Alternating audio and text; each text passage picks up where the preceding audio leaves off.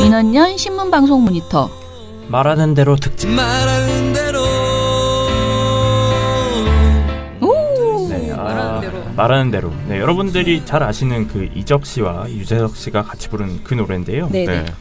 오늘 이 노래를 들고 온 이유가 이 보고서 내용을 좀 들어보시면은 충분히 이해가 갈 겁니다. 네. 그래서 사안을 조금 간단히 정리부터 하겠습니다. 지난 11월 28일이죠. KBS가 단독 보도를 하나 냈습니다. 네. 내용이 뭐냐? 청와대 민정수석실에는 대통령 친인척이나 고위 공직자들 비위를 감찰하는 특별 감찰반이 있습니다. 이 특별 감찰반 소속의 한 직원이 얼마 전 경찰에 찾아가서 자신의 지인이 관련된 뇌물 사건 수사 상황을 캐물었던 것으로 확인됐습니다. 청와대 부당한 압력으로 비춰질 수도 있는 행동이었지만은 당사자는 그게 아니라고 해명했습니다. 먼저 홍성희 기자의 단독 보도입니다. 요 내용이었어요. 그래서 굉장히 논란이 많이 됐죠. 요 내용을 가지고 뭐 조국 민정수석 사퇴해라 막 이런 얘기도 있었고요. 근데 내용이 뭐였냐면 과기정통부의 공무원에 대한 첩보를 본인이 만들어서 그 공무원을 해임시킨 다음에 본인이 그 자리에 지원을 했다. 뭐 이런 내용도 있었어요. 그래서 네. 굉장히 논란이 컸습니다. 네. 그런데 이 논란이 불거지고 나서 사실 어느 정도 수그러들었어요. 조국 민정수석이 뭐 사과도 했고 청와대 차원에서도 특감반원을 전원 다 교체하는 일도 있었고 이런 상황에서 좀 수그러들다가 12월 14일에 다시 이 논란이 수면 위로 올라옵니다. 그게 언제였느냐? 이 김태우 전 수사관이 우윤근 주 러시아대사의 금품 수수 의혹 첩보를 작성했다가 청와대로부터 쫓겨났다. 이렇게 해서 조선일보와 SBS에 제보를 했어요. 네. 오늘 8시 뉴스는 청와대 특별감찰반 문제와 관련해서 저희가 단독 취재한 내용으로 시작하겠습니다. 이번 의혹의 주요 인물로 특별감찰반에서 문제가 불거져 검찰로 돌아갔던 수사관 김모 씨가 오늘 저희 취재진에게 이메일을 여러 통 보내왔습니다. 자신이 작성한 여권 중진에 대한 비위 첩보가 청와대에서 덮였다면서 이런 첩보들을 많이 작성한 게 자신이 청와대에서 쫓겨난 이유라고 김 씨는 주장했습니다. 그렇다면 김 씨의 말이 사실인지 당사자인 김 씨와 또 의혹이 제기된 여권 인사 그리고 청와대를 상대로 저희가 취재하고 또 확인한 내용들을 지금부터 차례로 전해드리겠습니다. 그래서 그날부터 보도가 엄청나게 나오기 시작하죠. 그러면서 이 사안이 수면 위로 다시 올라온 거예요. 그래서 이걸 가지고 자유한국당도 뭐 김태우 수사관이 폭로한 내용에 대해서 민간인 사찰이다. 그래서 또 조국석을 고발하기도 하고 이러면서 양상이 정치권으로 번지기도 했습니다. 요게 일단 김태우 전 수사관에 관련된 사안의 좀 대략적인 정리고요. 그리고 다음으로는 신재민 전 기획재정부 사무관 폭로죠. 이 경우는 신재민 전 사무관이 12월 29일에 본인의 개인 유튜브 채널에 영상을 하나 올립니다. 안녕하세요. 저는 신재민이라고 합니다. 올해 2018년 7월까지 기획재정부에서 사무관으로 근무를 했습니다. 영상을 찍는 이유. 먹고 살려고? 기재부를 그만두고 사실 공무원 학원이랑 강의 계약을 했습니다. 그런데 지금 강의하고 있지 않죠? 강의를 하려면 기재부를 왜 나왔는지에 대한 이야기를 강의 과정에서 할 수밖에 없겠더라고요. 그런데 오늘 들어보시면은 제가 기재부를 나온 내용이 조금 민감합니다. 이런 이야기를 학원에 소속되어서 말을 하게 되면 학원에서도 별로 안 좋아할 것 같아요. 그렇다고 이런 이야기를 안 하고 강의를 또 할 수는 없겠더라고요. 제가 기재부를 나온 이유가 제가 기재부에서 겪었던 일들을 전달하고 싶어서 있기도 했었고요. 어차피 제가 가르치는 과목이 행정학이다 보니까 행정 사례들을 설명하는 과정에서 어쩔 수 없이 제가 기재부에서 겪었던 일을 말을 할 수밖에 없는 상황이에요. 그래서 강의를 하려면은 제가 왜 기재부를 나오게 됐는지 말을 하고 전달을 하고 시작을 해야 되는데 미루다 하다가 벌써 연말이 됐습니다. 근데 이제 더 이상 강의를 안 하면은 먹고 살 돈이 없어서 굶어 죽을 것 같더라고요. 그래서 영상을 지금 찍고 있는 상황입니다. 네. 청와대가 KTNG 사장 선임에 개입을 했다. 이런 내용과 뭐 서울신문 사장 선임에 개입을 했다. 이런 내용을 가지고 유튜브 영상을 올리죠. 또 하나 이 기자회견을 하면서는 정부가 고의로 국채를 발행하려고 했다. 적자 국채를 지금 발행하려고 했다. 이런 얘기를 하면서 뭐 구체적으로 김동연 총리 얘기도 했고 그리고 차영환 비서관 얘기도 하면서 실명을 대면서 폭로를 했잖아요. 그러면서 또 굉장히 많은 보도가 쏟아져 나왔습니다. 그래서 또 기재부도 KTNG의 경영 현황을 파악하는 것은 기재부의 정당한 활동이고 인사 개입을 위한 것도 청와대의 지시에 따른 것도 아니다. 이런 해명을 했고요. 그리고 김동연 전 부총리 같은 경우도 1월 3일에 본인의 개인 SNS에서 기재부에서 다루는 대부분의 정책은 종합적인 검토와 조율을 필요로 한다. 이런 또 입장을 밝혔습니다. 그러면서 신재민 사무관의 폭로에 대해서 본인의 해명을 또 올렸었죠. 요거까지가 이제 신재민 사무관과 관련된 사안의 좀 대략적인 정리라고 볼 수 있습니다. 네. 그래서 저희가 이걸 가지고 신문 방송 관련 보도를 모니터를 한 거죠. 예. 일단은 사실 이런 모니터 하기가 좀 힘든 게요. 너무 보도량이 많아요. 근데 이게 많죠. 처음에 시작할 때부터 우리가 잡았으면 좀 빨리 해치웠으면 나는데 항상 우리가 또 그게 다른 걸 하다 보면 이 사건이 막 한 3, 4일 이렇게 흐른 다음에 이거 할까 말까? 너무 많은데 해야 되나 말아야 되나 이런 우리 갈등 정말 내적 갈등에 시달리는 그런 일이 벌어집니다. 근데 저희가 이번에 올해 2019년 모니터를 민원연 모니터를 되도록이면은 이런 주요한 사안은 우리가 절대 놓치지 말고 가자. 꼭 짚고 가자라는 이제 결심을 한 바 있고요. 그래서 좀 양이 많고 힘들어도 예전에 한 3건 내던 거 한 건만 내는 한이 있어도 중요한 사안은 무조건 깊게 한번 해보자. 그리고 특히 그 중에서도 양적 분석을 놓치지 말자.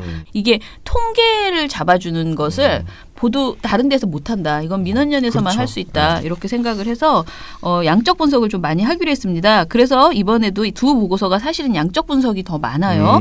자, 일단은 방송 모니터 기간하고 그리고 뭐 보도량 정도 얘기해 주세요. 네. 저희가 모니터 대상은 8개 방송사인 건 아시죠? 저녁 종합 뉴스 보도를 대상으로 했고요. 김태우 전 수사관 같은 경우는 김태우 전 수사관의 폭로가 시작된 2018년 12월 14일부터 관련 국회 운영위원회가 마무리된 2019년 1월 1일까지의 관련 보도 356.5건을 분석했습니다. 그리고 신재민 전 사무관 같은 경우는 유튜브 영상에서 폭로가 시작되면서 이후에 보도가 나왔던 12월 30일부터 기획재정부와 김동연 전 부총리의 반박이 나왔던 후인 2019년 1월 6일까지의 관련 보도 117.5건을 분석해봤습니다. 이렇게 많아요. 많다 방송 진짜. 엄청나죠? 어이 왜 이렇게 많아? 100건씩을 하지. 정말 아니, 저 신문 기사도 충격이었습니다. 아니고. 그러니까요. 네. 방송에서 와. 이게 저녁 종합 뉴스에서만 한 건데도 아니, 무슨 이렇게 이것만 많다는 했어요. 무슨 특히 TV조선은 지금요 62건이 어마어마하거든요. 하루에 몇 건씩인가 대박이네. 대충. 이게 근데 정말 진짜 완전히 아니, 이걸로 무슨 뭐 나라를 어떻게 해보려고 하는 그런 수준으로 보도한 것 같아. 탄핵건 때 62건. 박근혜 뉴스가 이 정도 안 나왔을 것 같은데요. 안 나왔지. 300건 놀랐습니다. 그래서 조금 더 세부적으로 보도량을 알려드리면요. 처장님께서 TV조선이 62건이라고 언급을 했는데요. 1등이 TV조선이 아닙니다. 아 그래요? 놀랍죠? 어디야? 그러면? 1등은 채널A였는데요. 오. 채널A는 10건을 더해서 72건을 했습니다. 야 진짜 화력을 그냥 아예 그냥 아니 집중을 그할 했구만. 내용이 있었어요, 근데? 우리는 다 아니, 갑자기 궁금해지네. 그냥 전 기자를 여기 투입한 거지. 그렇죠. 네.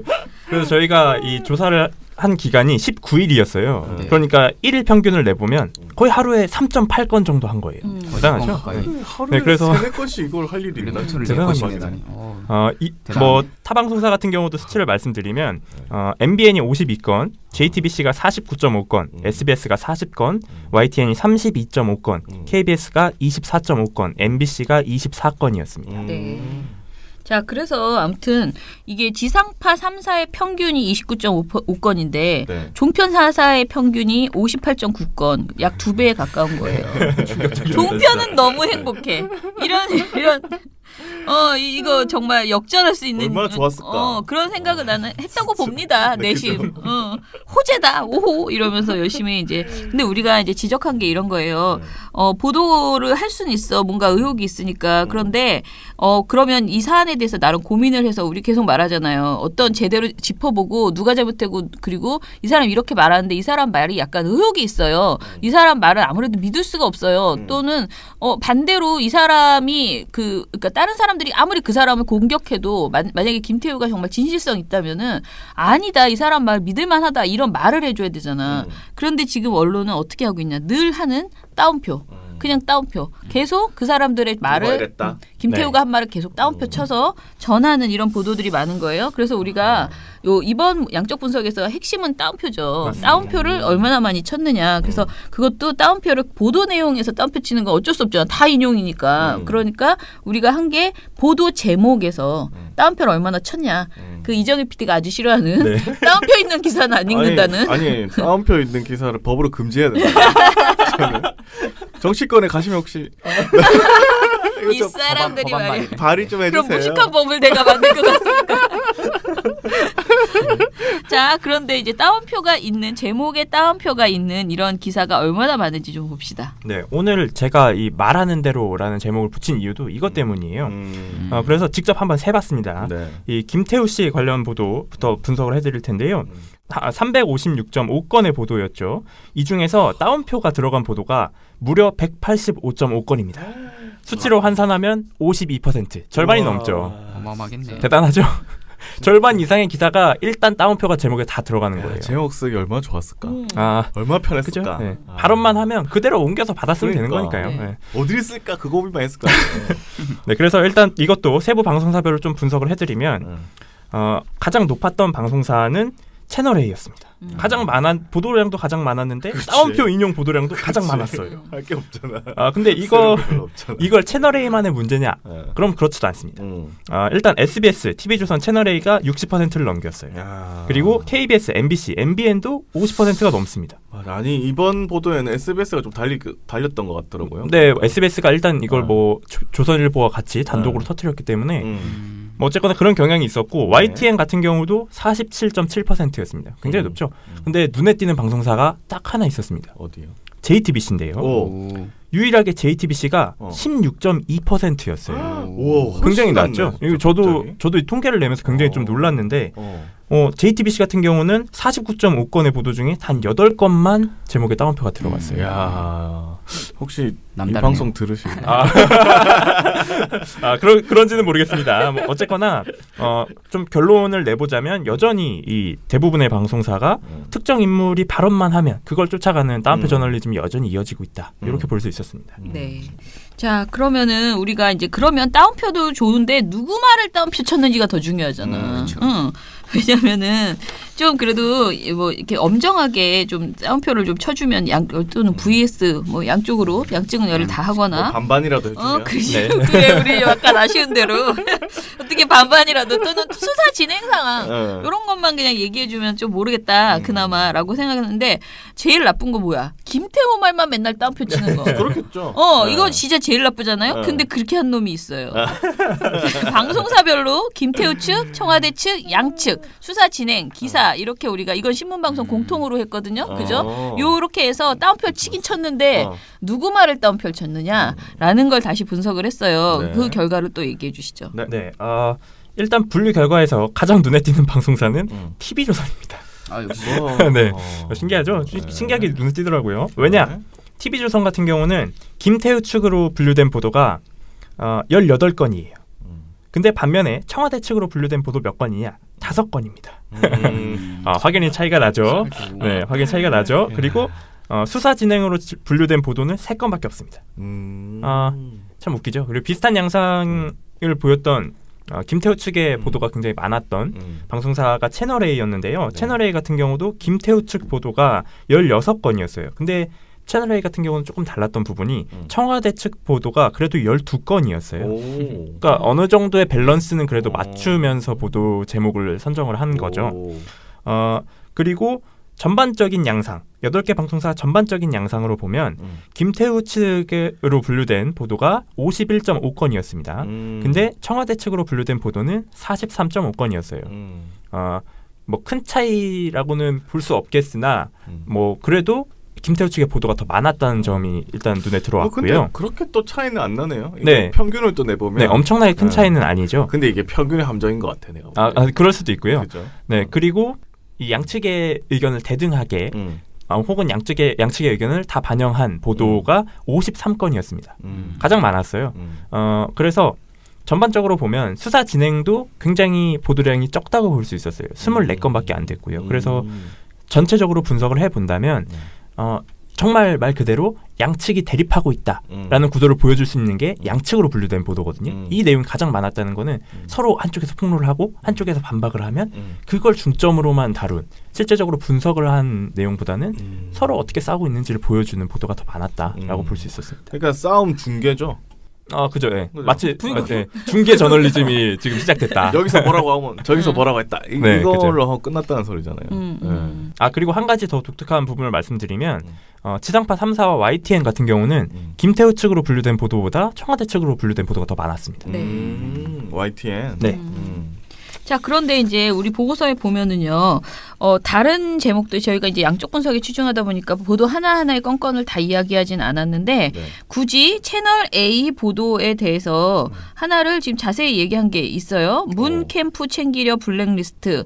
사실무근 양 두 개 다 따옴표예요. 문체부 챙기려 블랙리스트. 사실무근 이렇게 두 개의 제목, 그러니까 두 개의 VS 구도로 VS. 그렇게 네. 한 제목이죠.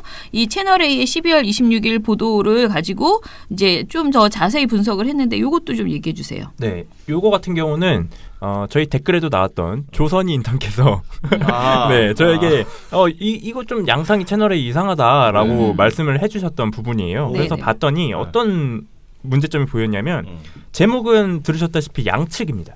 근데 신기하게 보도를 다 봤더니 한측이야? 김태우 얘기예요. 그냥 김태우와 자유한국당의 얘기예요. 그래서 이거 너무 심한데? 그래서 제가 이거는 초를 한번 재봤어요. 이거 얼마나 얘기하나 궁금해서 초를 한번 재봤는데 전체 보도가 2분 6초입니다. 근데 앵커 멘트가 26초고요. 26초를 제외하고 나머지를 봤더니 자유한국당이 폭로한 내용이 1분 2초예요. 그리고 문건 내용을 막 설명해 주는 게 26초입니다. 근데 청와대가 반박한 내용이 몇 초가 나오느냐? 12초밖에 안 나와요. 그러니까 대부분의 보도에서 설명을 한 부분은 다 자유한국당이 그 환경부의 이 블랙리스트 문건이다 막 이러면서 공개한 그걸 가지고 뭐 이 김용남 전 의원이 막 이게 뭐 어떻게 진행이 됐고 막 이런 얘기하는 거랑 문건에 뭐 이렇게 나와 있었다 하는 설명이 전부였던 거예요. 네. 사실상 청와대 반박은 내용도 보면 청와대 반박 내용이 기자가 읽어주는 건데 이겁니다. 이에 대해 청와대는 조국 대통령 민정수석을 비롯한 민정수석실 누구도 이 문건을 보거나 보고받은 적이 없다고 밝혔습니다. 채널A 뉴스 이동훈입니다. 이게 끝이에요. 이게 끝입니다. 신기하잖아요. 그래서 이거는 따옴표로 사기를 친 거네요. 어떻게 보면은 그죠? 마치 네. 겉으로는 양쪽을 다 다룬 척하면서 내용에서는 완전히 편파적으로 한쪽 얘기만 한 거잖아요. 그래서 저희가 요거 이 환경부 블랙리스트 설 요거에 관련해서 그럼 도대체 잘한 방송사는 어떤 방송사인가 한번 찾아봤어요. 그랬더니 눈에 띄는 게 JTBC였습니다. JTBC가 일단 따옴표가 적었다고 했잖아요. 네. 근데 여기서도 따옴표가 이 저희가 반박에 인용한 JTBC는 이랬다라는 거에 인용한 이 두 개의 보도인데 두 개의 보도도 따옴표가 없어요 일단. 신기하죠. JTBC 보도를 그래서 좀 설명을 드리면 JTBC는 이 주장이 나온 게 26일인데 26일에는 관련 보도를 안 냈어요. 일단 사안을 본 거죠. 정말 이 문건 이렇게 폭로한 게 진짜인가 궁금했던 거예요. 그래서 27일날 관련 보도를 내놓는데 손석희 앵커가 딱 이렇게 말합니다. 자유한국당 주장을 쭉 설명을 해주고요. 정리를 한번 한 다음에 그렇다면 이 문건은 한국당 주장대로 블랙리스트인가 이것을 확인하기 위해서 JTBC는 다양한 경로로 취재했습니다. 문건 작성자도 인터뷰했고 김 수사관의 동료도 접촉했습니다. 또 이 문건이 실제로 실행됐는지도 파악해봤습니다. 이렇게 얘기를 한 거예요. 아유 잘하네. 네, 우리가 어떻게 취재했는지 보여줄게라고 시작을 한 거예요. 이래야지. 네, 그래서 어떻게 취재를 했냐면 이 실제 문건 작성자를 만났습니다. 인터뷰를 한 거예요. 이 박모 환경부 서기관인데 실명 일단 되지 않았어요. 일단 이분도 어쨌거나 관여가 돼 있는 분이기 때문에. 근데 이 박 서기관이 뭐라고 말을 하냐면 해당 문서를 작성한 감사 담당관실 박모 서기관은 김 수사관의 요청으로 작성한 문서라고 주장했습니다. 그럼 오는데 그냥 뭐 가만히 상견례할 수 없으니까 뭐 필요한 게 뭐냐. 그러니까 뭐 그냥 부처 주요 동양 산하기관 뭐 그냥 이 정도만 되겠다 하니까 이제 국장님이 저한테 전화를 받으시고 그럼 거기 관련 자료를 좀 만들어야 되겠다. 그래서 제가 만들어 드린 거예요. 그래서 제가 만들어 드린 거예요. 이렇게 말한 거예요. 그러니까 사실 김태우 수사관은 폭로를 하면서 자유한국당은 이걸 들고 나오면서 이런 내용 얘기를 안 했잖아요. 김태우 수사관이 이걸 만들어 달라라고 요청을 했다는 거는 전혀 쏙 빼버리고 그렇게 폭로를 한 거잖아요. 근데 JTBC가 취재를 해보니까 이런 점이 드러난 거예요. 그리고 이것뿐만 아니라 자유한국당의 블랙리스트 주장에 대해서는 이분이 이렇게 말합니다. 처음 환경부를 방문했기 때문에 산하기관 몇 군데 있고 임원이 몇 명이고 어떤 상태이고 설명하는 문건이에요. 뭐 그리고 우리가 비밀 감찰을 해서 알아낸 내용도 아니고 누구나 알 수 있는 현황입니다. 뭐 이런 식으로 한 거예요. 이게 블랙리스트가 아니라 그냥 다 알 수 있는 내용을 정리해서만 보내준 거다. 주요 부처 동향, 산하기관 동향 이런 거라는 거죠. 아니 블랙리스트 되려면 뭐 동그라미 그렇죠. 뭐 그런 식으로 X. 돼야 되는 거잖아요. 네. MBC처럼 그렇게 해야죠. 그죠. 네. 뭐 그리고 JTBC가 이것만 한 게 아니에요. JTBC가 무슨 짓을 하냐면 이거 전 진짜 보다가 진짜 JTBC는 진짜 꼼꼼하다라는 생각을 했는데 뭘 하냐면 이 문건에 나와 있는 사람들이 실제로 언제 퇴임을 했나를 찾아본 거예요. 이건 28일 기사인데 28일 기사에서 그래서 실제로 다 찾아봅니다. 뭐 실제로 그래서 이모 씨 전 국립공원관리공단 상임 감사인데 이분은 새누리당의 부대변인을 했고 한나라당의 서울시 의원이었어요. 근데 임기가 2018년 1월까지였습니다. 근데 퇴임을 언제 했느냐? 2018년 7월에 했어요. 6개월을 더 복무한 거죠. 어떻게 했지? 그리고 다음 대안이 안 나오거나 뭐 어찌고 하면 그죠? 네, 뭐 그런 식으로 된 거죠. 그리고 전 수도권 매립지 관리공사 기획이사인 이모 씨, 이분은 박근혜 대선 캠프의 지역 발전 추진위원이었습니다. 그리고 청와대 정무수석실의 행정관도 했어요. 근데 이분은 임기가 2016년 3월까지였습니다. 근데 이분 퇴임 언제 했느냐? 2018년 8월에 했어요. 뭐 2년 5개월을 더 했어요. 이게 블랙리스트입니까? 2년 5개월을 더한 게 블랙리스트예요? 진짜 이상한 겁니다. 진짜 이상하네. 그러니까 이런 부분을 JTBC는 하나하나 찾아서 다 검증을 한 거예요. JTBC 마음에 드는데. 그리고 이 문건 자체에 대해서 이 문건 자체에 대해서도 블랙리스트가 아니라는 걸 확실하게 드러낸 부분이 뭐냐면 블랙리스트 당사자들이 블랙리스트가 아니라고 지금 하고 있습니다. 이게 좀 웃기잖아요. 내가 이거 블랙리스트 아니에요? 이렇게 하고 있는 거예요. 이게 어디 보도였냐면 뉴시스의 단독 보도였어요. 근데 이 뉴시스가 뭘 했냐면 이 블랙리스트라고 자유한국당이 주장했던 그 문건에 포함되어 있던 김상배 국립공원관리공단의 자원보전 본부장하고 통화를 진행한 겁니다. 그래서 막 물어본 거예요. 이거 블랙리스트인가요? 이거 막 물어본 거예요. 이 안에 들어있는 사람, 퇴임했다는 사람, 블랙리스트라고 주장하는 사람이 이게 맞나요? 물어본 거예요. 그러니까 이분이 뭐라고 말을 하냐면 나한테 대한 사퇴 압박은 없었다. 그리고 블랙리스트 같은 건 전혀 생각 안 해봤다. 그러면서 이분이 뭘 하냐면 고위 공무원들은 재산 상황 등 검증을 주기적으로 받는다. 실국장들도 전부 그렇게 한다. 그리고 이분이 사표를 제출했는데 그거에 대해서도 뭐 사표를 제출하게 압력을 넣은 거다. 막 이런 얘기를 했어요.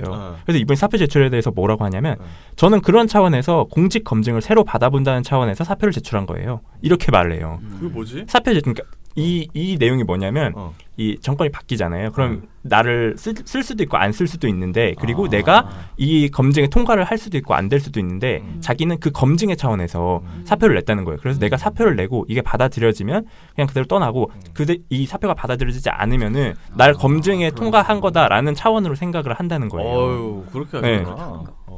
그리고 블랙리스트에 대해서는 심지어 더 직접적으로 얘기를 합니다. 공무원들을 공직을 수행하는 과정에서 비리라든가 그런 일을 벌일 수 있지 않겠나. 그런 사람들에 대한 징계 조치가 이루어지는 거다. 그리고 거기에다가 정치 성향 같은 걸 집어넣어서 디스하는 건 말이 안 된다. 이렇게 얘기를 했어요. 이건 되게 자유한국당. 근데 이 사람 되게 솔직한 사람이다. 근데 그러네요. 왜냐면 자기한테 어떤 불이익이 조금이라도 어쨌든 내가 더 있고 싶었는데 못 있었을 수 있고 그렇잖아요. 그렇죠. 그러면 다 자기중심적으로 얘기하는데 이 사람은 굉장히 그 공직이라는 것이 당연히 감사와 감찰 뭐 이런 게 있어야지 되는 것이고 견제가 있어야 되는 것이다. 이거를 그냥 정치 성향으로 제멋대로 이렇게 하지 말아라 이렇게 얘기하는 거잖아요. 되게 이성적인 분이네요. 그렇죠. 네. 자, 그런데 우리가 이제 또 비판해야 되는 이렇게 좋은 이런 내용을 보도한 뉴시스도 있지만 이런 아저씨를 찾아가서 하신 뉴시스도 있으시지만 우리는 지금 방송 모니터 얘기하고 있으니까 어처구니 없는 이 방송의 행태들을 좀 더 얘기해야 되는데 사실 핵심은 우리 TV조선과 채널A가 뭐 어떻게 했을까 이거 아닙니까? 우리가 공식 궁금한 거 요거 좀 더 얘기해 주시죠. 네, 사실 저희가 TV조선과 채널A를 뭐 타겟팅 하려고 이렇게 한 건 아니에요. 근데 참 신기하게도 그래도 궁금은 해. 늘 궁금하긴 한데요. 늘 그들은 중심에 있어. 궁금하긴 한데요. 저희를 자꾸 보게끔 해요. 뭘로 보게끔 했냐면 이번에는 김태우 전 수사관이 8개 방송사 중에 딱 2개 방송사랑만 인터뷰를 진행을 했어요. 신기하잖아요. 당사자인데 인터뷰를 진행을 했어요. 근데 그 방송사 어디냐? TV조선 채널A였습니다. 그래서 저희가 이걸 본 거예요. 인터뷰를 했길래. 심지어 이 인터뷰한 날짜도 웃긴데 어쨌거나 이 보도부터 설명을 드리면 채널A 같은 경우는 요 단독 보도를 하면서 인터뷰를 3건의 보도로 처리를 했습니다.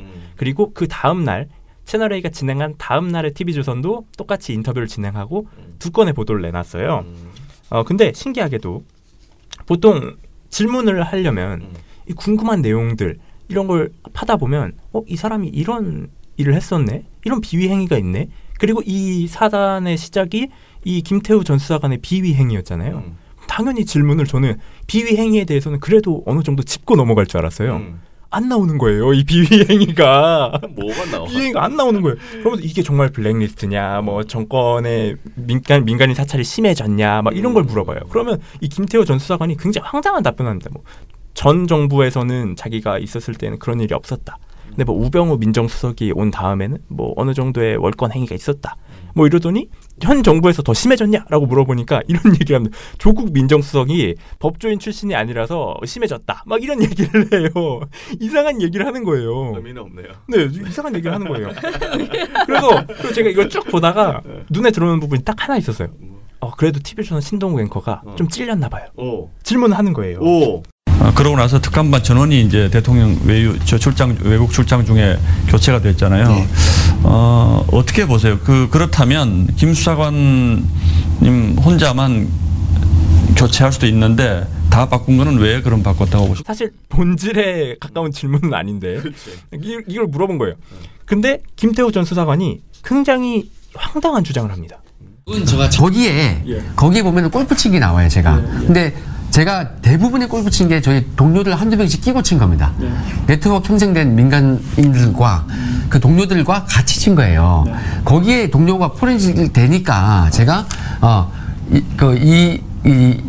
어차피 같이 조사를 받아야 되는 거 아닙니까? 그래서 공직기가 비서관실에서 저를 조사하고 나서 이 사람들도 있으니 그럼 이 사람들도 김태우랑 똑같은 방식으로 휴대폰을 제출받아서 감찰하겠다고 한 거예요. 거기를 거부한 거죠. 우리는 이거 못 내겠다. 여러 가지 보안 사항이 있어서 다른 비서관실에는 내부 감찰에는 줄 수 없다라고 하니까 그걸 항명으로 해석을 해서 그걸 다 복귀시킨 거죠.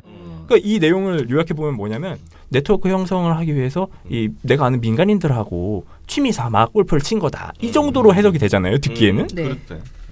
근데 충격적인 사실이 요 내용이 거짓말입니다. 네. 일단 이 채널A 인터뷰가 진행된 날이 27일이었어요. 네. 이 27일이 어떤 날이냐? 대검찰청이 이 김태우 전 수사관의 비위 행위에 대해서 조사 결과를 발표한 날이었어요. 근데 그날 김태우 전 수사관 얘기를 채널A가 막 이렇게 내보낸 거예요. 비위 행위 하나도 없이. 그리고 TV조선은 그 다음 날이잖아요. 심지어 발표 조사 결과가 나온 다음 날에 인터뷰를 구성한 거예요. 그러면 인터뷰를 구성하고 내보내더라도 사실관계가 맞는지를 검증을 했어야 되는 거죠. 그렇지. 그런데 검증을 전혀 안 했다라는 게 드러나는 부분이 뭐냐면 이 대검찰청의 조사 결과를 보는 겁니다. 전 청와대 특감반원 김태우 수사관을 조사해온 대검찰청 감찰본부가 해임을 요청하기로 했습니다. 이 골프 접대와 과기정통부 사무관 직위 특혜성 임용 시도 등 여러 의혹이 사실로 확인됐습니다. 김 수사관이 골프 향응을 받은 의혹도 사실로 드러났습니다. 감찰본부는 김 수사관이 건설업자 최모 씨 등으로부터 5차례에 걸쳐 골프 접대 등 260만 원 상당의 향응을 받았다고 밝혔습니다. 이렇게 판단이 나온 거예요. 그러니까 취미로 뭐 내가 아는 동료들과 민간인들과 골프 친 게 아니라 정확히 말하면 공무원법을 어긴 거예요. 그렇네. 위반 혐의가 있었던 겁니다. 그리고 비위 행위가 이것뿐만이 아니에요. 대검찰청이 이날 같이 발표한 내용이 김태호 전 수사관이 건설업자 최 씨가 뇌물 공여 혐의로 경찰 수사를 받고 있던 지난달 초 경찰청 특수수사과를 방문해 수사 진척 상황을 알아봤다는 의혹도 사실로 확인됐다. 잘못 많이 했구만. 이게 나왔죠. 근데 이것뿐만이 아닙니다. 또 있습니다. 과학기술정보통신부 공무원의 비위 첩보를 생산한 뒤 이를 토대로 8월 과기정통부 감사관실 사무관 채용에 지원했다는 의혹도 사실로 확인됐다. 셀프 임용시도라고. 네, 셀프 임용시도도 다 사실로 확인된 거예요. 이렇게 비위가 많이 드러났잖아요. 그럼 이런 걸 보도를 해야죠. 근데 더 황당한 거는 TV조선 신동욱 앵커가 이 인터뷰 보도를 하면서 이런 멘트도 해요. 김 수사관은 오늘 시내 모처에서 저희를 만나서 1시간 반가량 특감반 사태에 대한 자세한 입장을 밝혔습니다. 이 가운데는 지금까지 알려지지 않은 새로운 사실들도 있습니다만 검증이 필요한 주장은 저희가 좀 더 확인한 뒤에 전해드리기로 하고 오늘은 가급적 김 수사관의 발언을 그대로 전하겠습니다. 이렇게 말을 해요. 앞뒤도 안 맞아요. 일단 확인을 한 다음에 보도를 하겠다더니 왜 갑자기 그대로 전달한다는 거야? 뭐야 이게? 그래서 저는 이 말을 듣다가 이 내용이 뭐지? 그러면 확인을 해서 내겠다는 건가? 아니면 그대로 되겠다는 건가?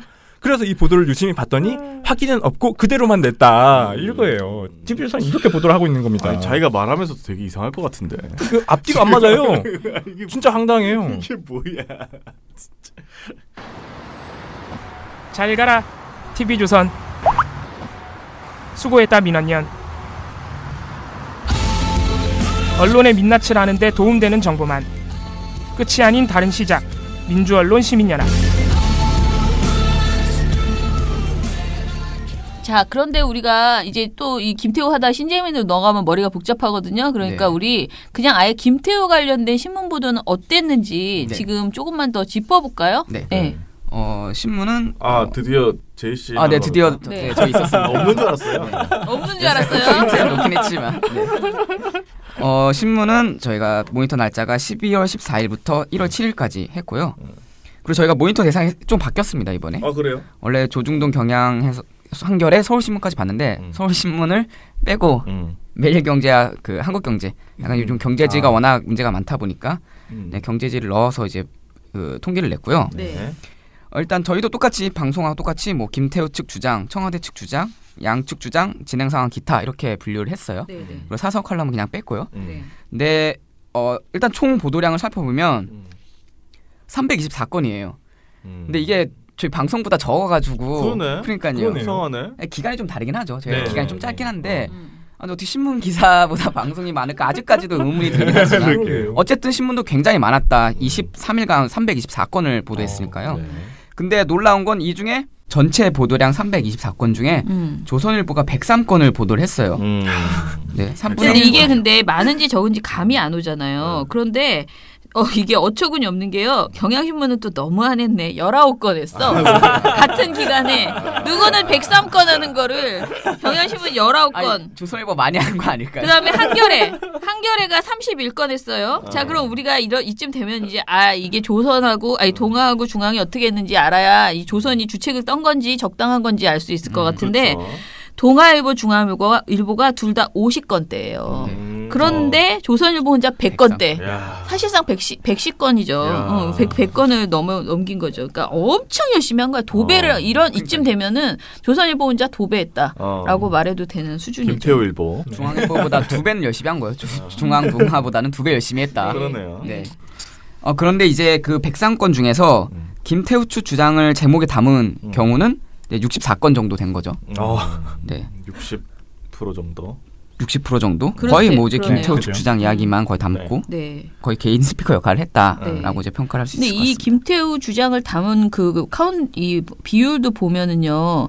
조선일보만 압도적으로 높아요. 그죠? 그렇죠. 동아일보는 24건밖에 없고 중앙일보 17건, 한겨레 2건, 경향 2건인데 조선일보는 김태우 주장이 64건. 너무 차이 나지 않습니까? 근데 좀 이상하다. 32배 차이가 나는 거예요. 이거는 근데 본인들이 제보를 받았다고 해도 좀 비교를 해보면 그래도 반박이 있으면 반박도 똑같이 실어야 되는 거잖아요. 지금 보면 거의 압도적으로 높은 거 아닌가요? 그렇죠. 폭로 전문지, 김태우 전문지. 김태우 전문지. 일기장도 아니고 이거 뭐. 자, 그래서 근데 이제 김 수사관의 비리 혐의를 언급한 기사들이 몇 건이나 있었는지 사실은 중요한 거는 그런 김 수사관이 폭로만 한 게 아니고 이 사람 뒤에 지금 문제가 있다는 게 지금 계속 그죠. 드러난 거잖아. 네. 그럼 이 비리 혐의를 언급한 기사도 나와야 되나. 그쵸. 또 그 신문은요, 특히 우리가 제목만 보잖아요. 솔직히 말해서. 그죠. 누가 이렇게 우리가 내용 다 봅니까? 내용을 꼼꼼히 보면 되죠. 그러니까 제목이 좋아야 돼. 그런데 제목에서 그런 진실, 그러니까 비리 혐의가 있는 사람이다. 그러니까 이 사람 말을 100% 믿을 수는 없다. 우리가 감안하고 봐야 된다라는 얘기를 사람들이 할 수 있도록 비리 혐의가 언급된 기사가 있어야 되는데 그런 기사가 굉장히 부족하다라고 하더라고요. 자, 요것도 얘기해 봅시다. 조선일보는 그 아까 103건인 중에 단 3건의 기사만 와. 김태우의 비행위를 얘기해 줬어요. 그 김태우 측 주장은 64건 해줬으면서. 3건 해준 게 신기할 정도네. 네. 야, 진짜 대박. 뭐 어쩔 수 없이 하지 않았을까 뭐 그래도 어쩔 수 영 없이라도. 영보단 나으니까 뭐 한두 개 줄여 넣었나? 잘했다고도 할 수 있어야 되지요. 사실상 얘기를 하지 않은 거죠. 네. 근데 전체적으로 봐도 되게 적어요. 김태우 수사관의 비리를 제목에 담은 건 매경도 1건, 한국경제 2건, 중앙일보 3건, 동아일보 8건 뭐 이런 식밖에 되지 않았습니다. 근데 보면은 이게 퍼센트로 봤을 때 동아일보 같은 경우에는요. 54건 중에서 8건이 네. 비리 혐의를 비리 혐의를 넣었어요. 동아일보는 요즘 야당지야 거의 뭐 그러니까 여당지 아주 동아일보 지금 정말 너무 잘 나가니까 지금 동아일보가 나름 요즘 거의 한겨레급으로 지금 가고 있습니다. 그 정도까지는 아니에요. 내가 보기에는 하는 마인드는 거의 한겨레입니다. 자기네들 지금 지금 거의 그렇습니다. 네. 그래서 보면은 조선일보와 진짜 이번 보고서에서는 압도적으로 조선일보가 황당하다라고 말할 수밖에 없어요. 네. 자, 그러면은 이제 신재민으로 넘어갑시다. 이제 다시 동준 씨가 그럼 신재민 보도는 어땠는지 방송 보고서를 좀 얘기해 주시죠. 네, 신재민 전 사무관 관련 보도 양상도 크게 다르지 않습니다. TV조선이 가장 많은 25건이었고요. 그리고 이어서 채널A가 22건. 그리고 SBS, MBN이 17건, JTBC가 14건, KBS, YTN이 8건, 그리고 MBC가 6.5건이었어요. 그러니까 사실 보도 양상도 거의 비슷하죠. 근데 특징적인 부분은 따옴표 보도 양상도 똑같았다. 그래요? 네. 요거는 그래도 표본이 조금 적죠. 그럼에도 불구하고 무려 57%에 달하는 수치가 따옴표를 인용한 보도였다. 대단하죠. 금지시켜야 됩니다. 네, 이거는 진짜. 어떻게 금지시키냐고. 법을 만드냐고. 네, 뭐 방송사별로 분류를 해봐도 채널A 같은 경우는 70%를 이번에 넘겼습니다. 근데 70%를 넘긴 방송사가 하나가 더 있었어요. YTN이었습니다. YTN? 네. 그리고 MBC, TV조선이 60%를 넘겼고요. 이번에도 JTBC는 28.6%로 굉장히 낮았어요. 근데 뭐 신재민 전 사무관 보도 같은 경우는 일단 표본이 굉장히 적어요. 그러니까 김태우 전 수사관에 비해서는 표본이 좀 적기 때문에 요거를 어떻게 보면 그렇기 때문에 수치가 좀 과대된 게 아닌가라고 해도 사실 8건 보도 중에 6건, 22건 보도 중에 17건 이런 식으로 따옴표가 들어갔다는 거는 똑같이 따옴표 저널리즘은 여전히 이어지고 있다. 또 다른 폭로가 나와도 또다시 따옴표 저널리즘을 들고 나오는 똑같았다라고 볼 수 있었습니다. 자, 그러면은 거의 기사 제목에서 전부 다 이제 마찬가지로 거의 뭐 신재민 주장을 많이 전달을 하고 있는데요. 그래도 사실관계에 집중했던 언론사가 있긴 있을 거 아니에요. 전혀 없진 않죠. 있었습니다. 네. 이번에도 JTBC였습니다. 사실 이 보고서를 쓰다 보니까 거의 뭐 JTBC 홍보 보고서인가 제가 이 생각을 했어요. 진짜로. 근데 JTBC에 가야겠다 이런 생각. 아니 나 우리 모니터하는 친구들이 그럴 것 같아. 나도 JTBC 들어가고 싶다. 왜냐면 여기는 진짜 진실을 어찌됐든 좀 그러니까 내 말은 뭔가 보도를 한다면 잘하잖아요. 그러니까 제 말은 우리 활동가 말고 모니터 하시는 분들이 이 방송을 객관적으로 모니터 하다 보면 JTBC를 가야 되겠다. 이런 생각이 들 것 같아. 보도 내용을 보면. 네, 해보세요. 일단 저는 JTBC가 안 불러주기 때문에 갈 수가 없습니다. 네, 어쨌거나 딴소리 그만하고요. JTBC 보도를 보면요. JTBC가 유일하게 8개 방송사 중에서 딱 한 가지 이 특이한 부분 짚은 방송사였어요. 근데 그 내용이 뭐였냐면은 신재민 씨가 이 KTNG 사장 이 선임에 청와대가 개입을 했다 이런 주장을 막 했어요. 그러니까 기재부가 뭐 사장 선임 동향을 파악하고 이랬다 이런 폭로를 하면서 이건 청와대가 통화하면서 했기 때문에 청와대가 개입한 거다 막 이렇게 주장을 했거든요. 근데 JTBC는 정말 이 주장이 타당한가?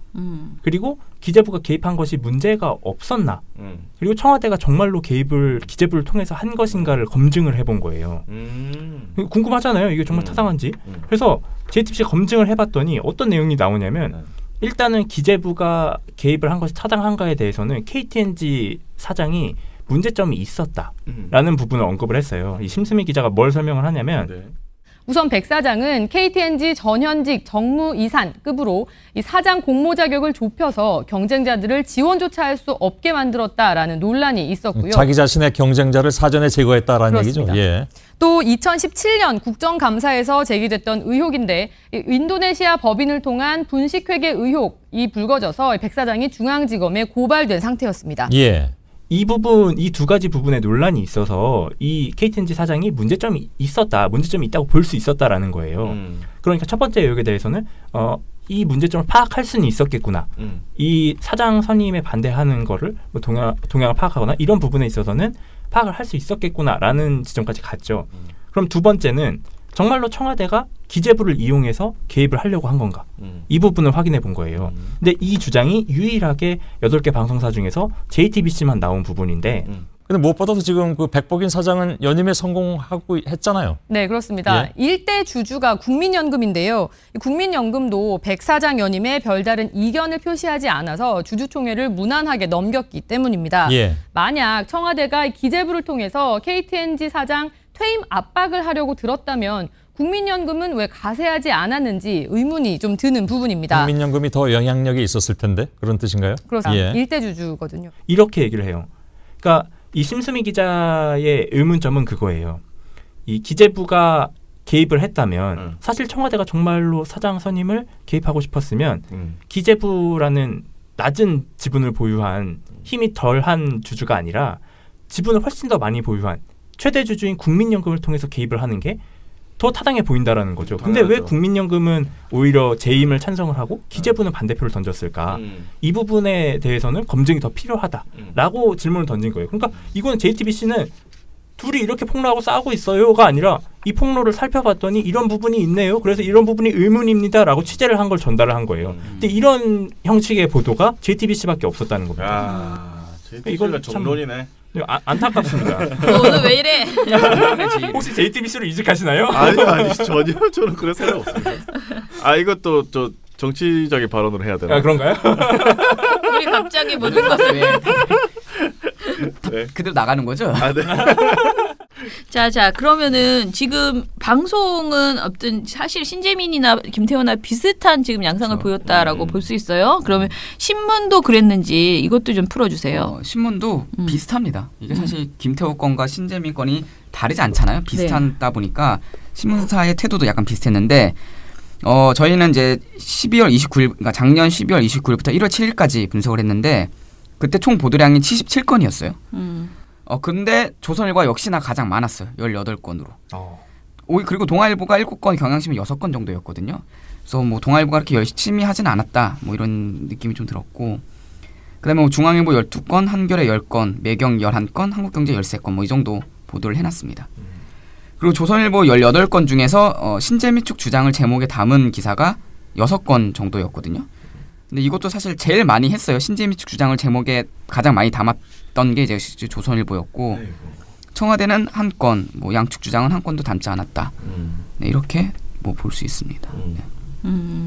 보면은 나는 어떻게 생각하면은 경제신문은 김태우를 보도하지 않는 좀 그렇게 아주 많이 보도하지 않는 것에 대해서 뭐 그럴 수도 있다. 왜냐면은 좀 어떻게 이게 두 사안이 정치적인 것일 수도 있잖아요. 물론 경제 이야기가 굉장히 많이 들어가 있지만은 그렇게 생각했었거든요. 근데 지금 이 보도량을 보면은요, 보도 행태를 보면은 경제신문이 이 신재민 주장과 청와대 주장을 누구를 더 뽑아내는가 이런 거를 봤을 때 거의 조선일보급으로 비슷하게 그러니까 편향적인 거예요. 그러니까 봐봐요. 조선일보는 신재민과 청와대 주장이 6대 1이에요. 근데 매경은 3대 0, 한경은 4대 1이에요.